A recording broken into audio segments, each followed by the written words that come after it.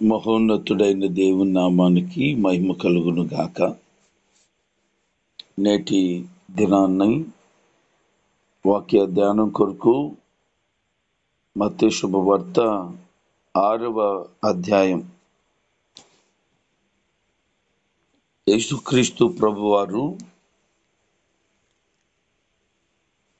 కొండ మీద ప్రసంగం చేస్తూ ఉన్నారు.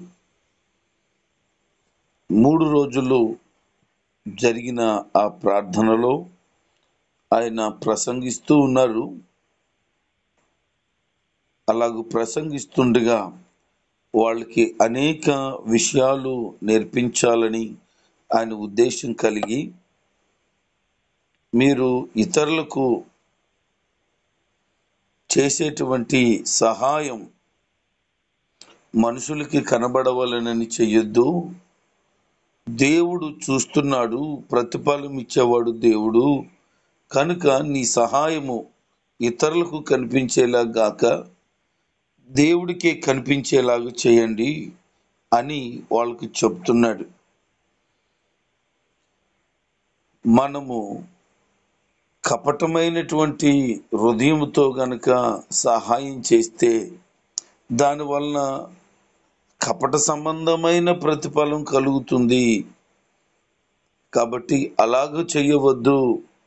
నువ్వు ఇతరులకు ధర్మం చేసేటప్పుడు ఏదో ఘనత పొందాలి, నేను చేశాను, నేను ఇచ్చాను అనే ఆ ఫీలింగ్ నీకు కలగకూడదు. ఎందుకు అనంటే, నువ్వు చేసిన ఆ ధర్మము ఎడం చేతితో చేస్తే కుడి చేయికు, కుడి చేతితో చేస్తే ఎడం చేయికు తెలియకూడదు. అలాగ నువ్వు చేయగలిగితే దేవుడు రహస్యమందు చూస్తున్నాడు కదా, ఆ మనుషుడికి తప్పకుండా ఆయనే సహాయము చేస్తాడు అని ప్రభు తెలియచేశారు. మనం కొంతమంది ఇలాగ ఉండడం గమనిస్తూ ఉంటాం. వారు చేసేది చిన్నదైనా చెప్పుకునేది చాలా ఎక్కువ కనబడుతుంది.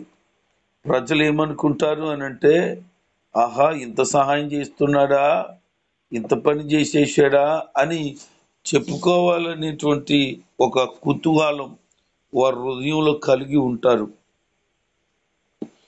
ఇది ప్రభువుకి నచ్చేది కాదు.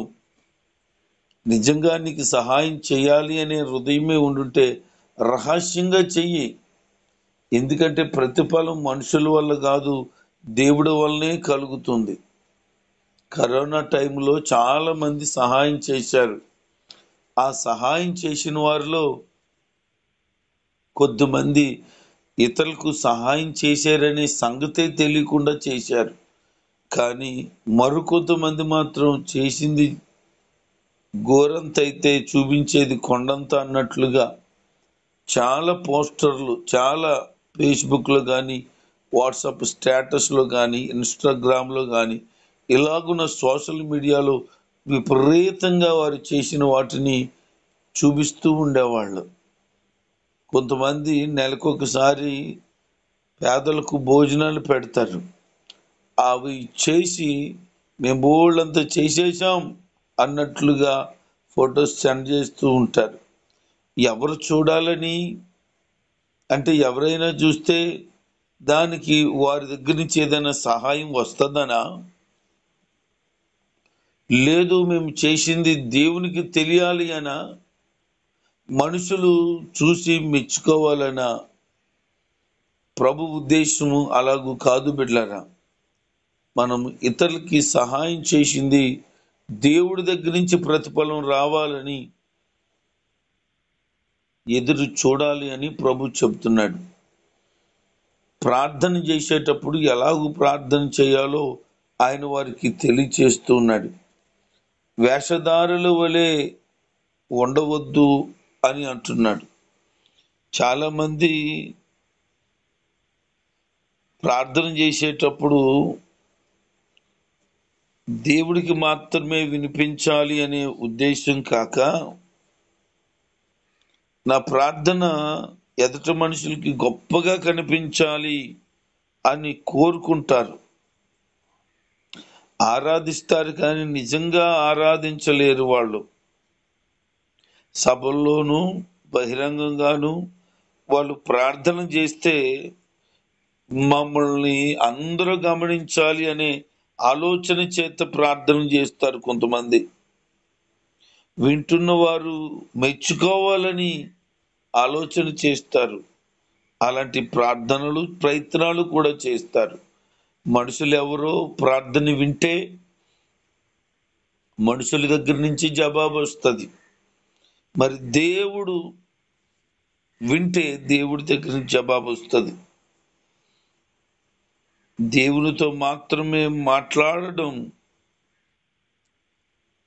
మనము చేయడం నేర్చుకోవాలి. రహస్య ప్రార్థన గురించి ప్రభువు చెబుతున్నాడు.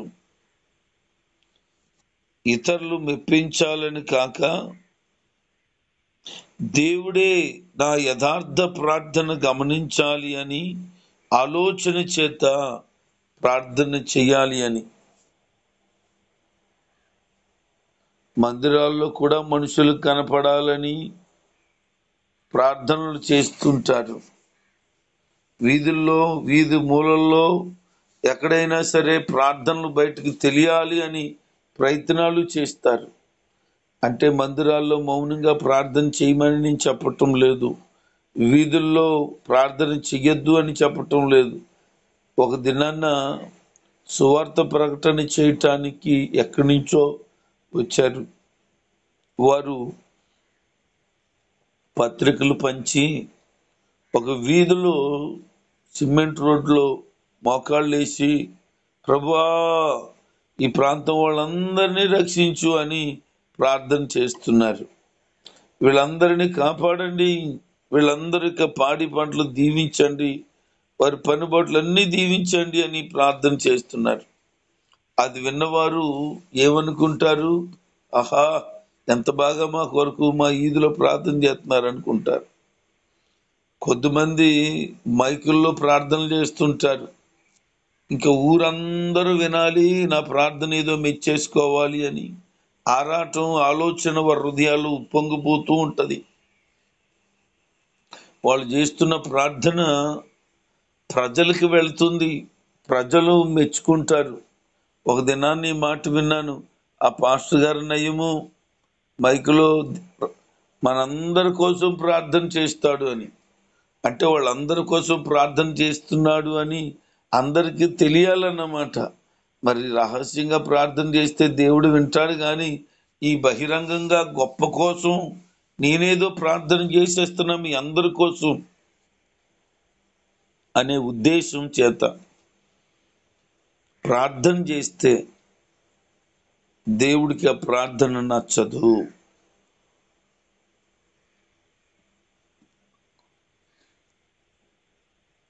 మనం ఎలాగ ప్రార్థన చేయాలో కూడా ప్రభు తెలియచేస్తున్నాడు.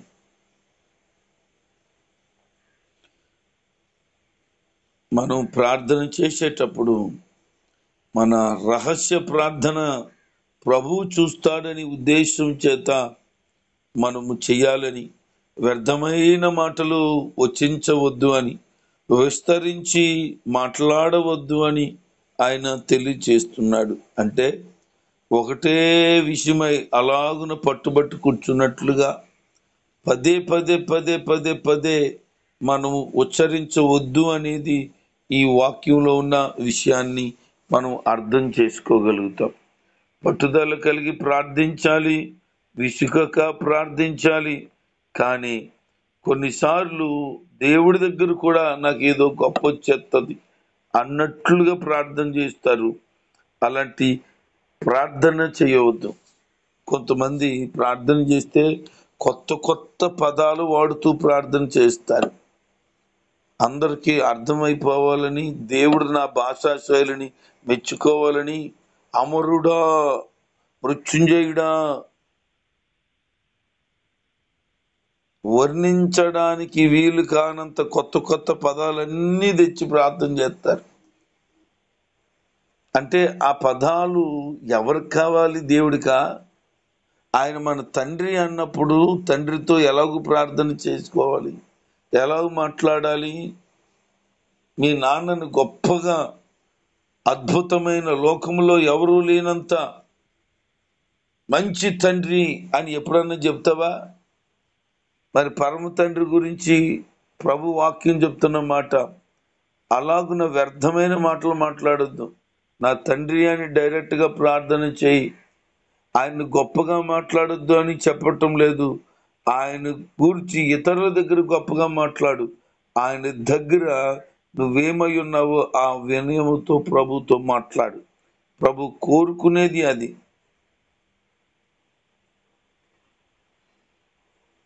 అయితే మనం ఏమైతే ప్రార్థన చేస్తున్నామో, ఏదైతే అడుగుతున్నామో అవి ఆల్రెడీ ప్రార్థన చేసేటప్పుడే పొందుకున్నామని నమ్మాలట.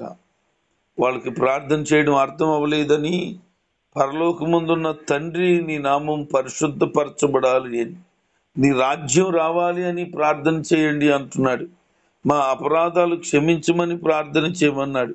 మా ప్రతిరోజు కావలసిన ఆహారాన్ని అనుగ్రహించమని ప్రార్థించమంటున్నాడు. ఇతరులను మేము క్షమిస్తున్నాం ప్రభువా అని క్షమాపణ ప్రార్థన చేయమని ఆయన చెప్తున్నాడు. దుష్టుడు మమ్మలను నాశనం చేసేయాలనుకున్నాడు. ఆ దుష్టుల్లో నుంచి తప్పించమని ప్రార్థన చేయాలని ప్రభు తెలియచేస్తున్నాడు. ఇతర అపరాధాలు క్షమించగలిగితే మన అపరాధములు కూడా క్షమించబడతాయి అని ప్రభు ప్రార్థించమంటున్నాడు. ఇంకా అంటున్నాడు, ఉపవాసం చేసేటప్పుడు దుఃఖముఖంతో ప్రార్థన చేయొద్దు అంటున్నాడు. అలాగ ఉండకుండా తలస్నానం చేసి ప్రభు సన్నిధిలో హృదయపూర్వకంగా వేడుకోవాలని. కొంతమంది ఏం చేస్తారంటే ముఖం డేలా పడిపోయినట్లుగా చాలా బెంగతో ఉంటారు. ఏమి అలాగున్నావు అని అడగాలి ఎదుటోళ్ళు. ఉపవాసం ఉన్నాను అని చెప్పుకోవాల. ఒక విచిత్రమైన సంగతి తారసపడింది నాకు కొన్ని సంవత్సరాల క్రిందట. ఒక స్థలానికి వాక్యం చెప్పడానికి వెళ్ళాను. అవి ఉపవాస కూటాలు. సాయంకాల సమయంలో పాస్టర్ గారు కొంచెం ఎర్లీగా రమ్మంటే నేను 5:30కే వెళ్ళిపోయాను. వెళ్ళిపోయి బయట కూర్చుంటే వారు ఏదో స్నాక్స్ ఇచ్చారు, తింటున్నాం.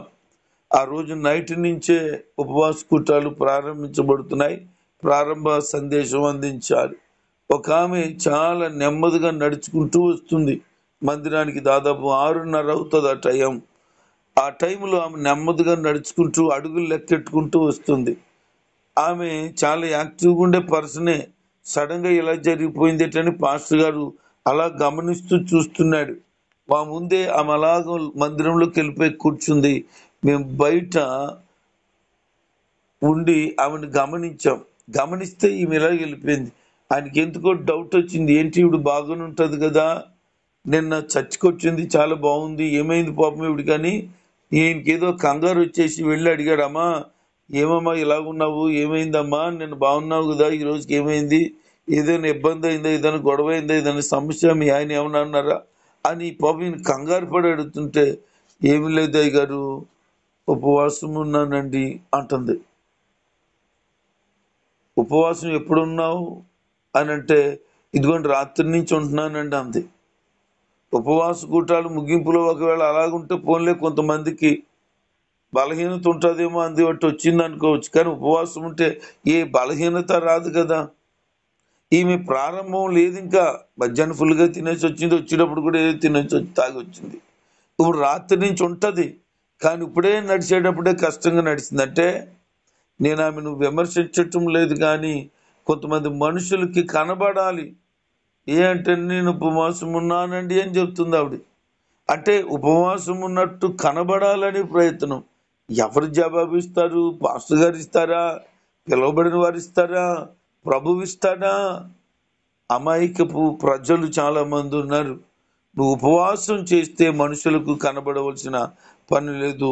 నీ గదిలోనికి వెళ్ళి తలుపేసుకొని రహస్యమందు చూచుచున్న దేవునికి ప్రార్థన చెయ్యి అని ప్రభు లేఖనాలు తెలియచేస్తున్నాయి. ఈ భూమి మీద మన కొరకు ధనం కూర్చుకోవద్దు అంటున్నాడు. చాలా మంది ఏం చేస్తున్నారనంటే రూపాయికి రూపాయి పోగేసుకుంటున్నారు. వాళ్ళు సమకూర్చుకొని సంపాదన అంతా కూడా మాకు ఎంత ఉందని చెప్పాలనుకుంటున్నారు. కానీ ప్రభు చెప్తున్నాడు, ఈ భూమి మీద అవి సెదలు పడతాయి, తుప్పు పట్టినట్లు అయిపోతాయి. బంగారం కూడా ఎవడో ఒకడు కన్నం వేసి పట్టుకుపోతాడు. అలాగా ఉంటది. కనుక మనం ధనం సమకూర్చుకోవాల్సింది పరలోకంలో తప్ప ఈ భూమి మీద కాదు. ఎందుకంటే అక్కడ చిమెట్టు కొట్టదు, తుప్పు పట్టదు అంటున్నాడు. దొంగలు వచ్చి ఎవడు దొంగతనం చేసే అవకాశం లేదు అంటున్నాడు. కారణం ఏంటంటే మన మనసంతా కూడా ఆ ధనం మీదే ఉంటది. ఎప్పుడైనా 10,000 రూపాయలు ఇంట్లో పెట్టుకొని బయటకు వెళ్తే మనసంతా 10,000 మీదే. అబ్బాబా 10,000 తెచ్చాను, ఇంట్లో పెట్టాను, ఏమవుతుందో, ఎవడెట్టిపోతున్నాడో, ఎవడొస్తున్నాడని ఆందోళన నీలో కలుగుతుంది. అందుకే నీ ధనం అంట పరలోకంలో ఉంటే ఎప్పుడు ధ్యాస పరలోకం మీద ఉంటది అని ప్రభు చెప్తున్నాడు. కనుక ఆలోచన చేసి ఆలోచన అంతా కూడా పరలోకం మీద ఉండేలాగా దేవుని కొరకు మనం ఖర్చు అవ్వాలి. మన దగ్గర ఉన్నది అంతా దేవుని పని కొరకు ఖర్చు అవ్వాలి. అంతేకాని భూమి మీద ఆస్తిపాస్తులు మనం సంపాదించవలసిన పని లేదు. దేవుని వాక్యం సెలవిస్తున్న మాట ఏంటంటే మనము సిరికిని దేవునికిని దాసులుగా ఉండలేము అని చెప్తున్నాడు ఆయన. నువ్వు ఎప్పుడైతే ధనానికి మనసు పెడతావో, ధనం మీద మనసు పెడతావో, నీకు ధనం దేవుడైపోద్ది. దేవుడి మీద మనసు పెడితే దేవుడే దేవుడు అవుతాడు. మరి ఇప్పుడు రెండిటి మీద నువ్వు ఎలాగున్నా బ్యాలెన్స్గా నడవగలవు? అది కష్టం. ఇద్దరు యజమానులకి దాసుడిగా ఒకడు ఉండలేడు. ఎందుకంటే ఒకడు ద్వేషిస్తాడు, ఒకడు ప్రేమిస్తాడు. ఇప్పుడు ధనం మీద నీకు మోజు ఉండుంటే, లేకపోతే ధనం మీద ఆలోచన ఉండుంటే నువ్వు దేవుణ్ణి విడిచిపెట్టేస్తావు. అందుకనే రెండిటి మీద ఆలోచన వద్దు అని వాక్యంలో ప్రభువే సెలవిస్తున్నారు. కాబట్టి జాగ్రత్త. ధనం మీద మనసు పెట్టడం మానేసి దేవుని మీద మనసు పెట్టండి. మరలా ఇంకో విషయం చెప్తున్నాడు, నీ దేహానికి దీపం కన్ను, కాబట్టి దాన్ని జాగ్రత్తగా కంట్రోల్గా పెట్టుకుంటున్నాడు. చాలా మంది చూపులు అసహ్యమైనవిగా ఉన్నాయి, ఇతరులను బాధించేవిగా, దేవునికి అవమానం తెచ్చేవిగా ఉన్నాయి. అందుకనే నీ కన్ను చెడిపోతే నీ దేహం అంతా చెడిపోతుంది. కాబట్టి నీ కన్ను తేటగా చూసినట్లుగా స్వచ్ఛముగా నీ చూపు ఉండాలని ప్రభువు తెలియచేస్తున్నాడు. చాలా మంది ఏం చేస్తున్నారంటే ఈ రోజు రోజు ఆలోచనలో పడిపోతున్నారు. ఏం తిందామా, ఏం తాగుదామా, ఏం ధరించుకుందామా అని చాలా బెంగపెట్టుకొని ఆలోచన చేస్తున్నారు. పరిస్థితులు వారి జీవితంలో అలాగున అనుమతించబడి ఉంటాయి. కానీ నిజంగా దేవుని కలిగిన వారు ఎంత విశ్వాసంతో ఉండాలి అని అంటే, మన పరలోకపు తండ్రి అందరినీ పోషిస్తున్నాడు, నన్ను కూడా పోషించగలడని విశ్వాసము ఉండాలి. ఆకాశ పక్షులు విత్తట్లేదు, కోయట్లేదు, అవి కోట్లలో కూర్చుకోకపోయినా దేవుడు వాటిని పోషిస్తున్నాడు. కాబట్టి నన్ను కూడా పోషించగలడు అనే విశ్వాసాన్ని కలిగి ఉండాలి. ఆయన అంటాడు, అడవిలో ఉన్నటువంటి పువ్వులు ఎలాగ ఎదుగుతున్నాయి ఆలోచన చెయ్యి. అవి కష్టపడవే, వణకవే, అయినా వాటికి అంత అందాన్ని ఇచ్చాడు దేవుడు. మరి ఈ రోజుండి రేపు పొయ్యిలో వేయబడే వాటికి అంత అందం ఇస్తే మీకేం కావాలో అన్నీ దేవునికి తెలుసు కదా అని ఆయన అంటాడు, వీటన్నిటి కొరకు అన్ని జనులు చింతిస్తారు. ఏం తినాలి, ఏమి తాగాలి, ఏమి ధరించుకోవాలని చింత వాళ్ళకి అన్ని జనులకు ఉంటుంది. కానీ మన చింత అంతా కూడా దేవుని మీద వేసేయాలి అని చెప్తున్నాడు. అలాగూ దేవుని మీద కనుక భారం వేయగలిగితే మనం చాలా ప్రశాంతంగా నెమ్మదిగా ఉండగలుగుతాం.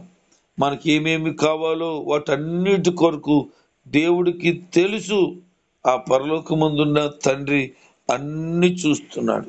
కాబట్టి మనము ఆయన రాజ్యాన్ని, నీతిని వెతికితేనట ఆయన మనకు అన్ని అనుగ్రహిస్తాడట. మనం రేపటి దినం ఏం జరుగుతాదు అని చింతించవద్దు అంటూ, ఏ దినమునకు కీడు ఆ దినమునకు చాలు అని. రేపటి దినము దాని సంగతుల గురించి ఆలోచిస్తుందిలే. ఈరోజు సంగతి ఈరోజు ఆలోచన చేస్తుంది. ప్రతిరోజు ఏం జరగాలి అనేది దేవుడే అత్యధికమైన విషయాలను తెలియచేశారు, బయలుపరిచారు. ఏ దినమున ఏం జరగాలో ఆయన అన్ని సిద్ధపరిచారు. కనుక మన జీవితంలో జరగబోతున్న వాటన్నిటి విషయమై చింతించడం మానేసి దేవుని మీద పరిపూర్ణమైన నమ్మకాన్ని కలిగి ఉందాం. రేపటి గురించి చింతించుకో. రేపటి దినం ఆ సంగతుల గురించి చింతిస్తుంది. దేవుడు ఈ రోజు నీతో ఉండి నీకు సహాయం చేస్తాడు, నీకు క్షేమం ఇస్తాడు. కనుక ప్రభు మహిమార్థంగా మనం ఉండగలిగినప్పుడు, దేవుని రాజ్యాన్ని నీతిని కలిగి ఇతరులకు ప్రకటించినప్పుడు మనం క్షేమము కలిగి ఉంటాం. అటు కృప ధన్యత వాక్యం విన్న వారందరికీ దేవుడు అత్యధికంగా దయచేసి విశ్వాసంలో బలపరిచి ప్రార్థనా జీవితాన్ని అనుగ్రహించి ఇతరుల పట్ల ప్రేమ దయ కలిగిన వారిగా ఉండినట్లుగా ప్రభు అనుగ్రహించునుగాక. ఆమేన్.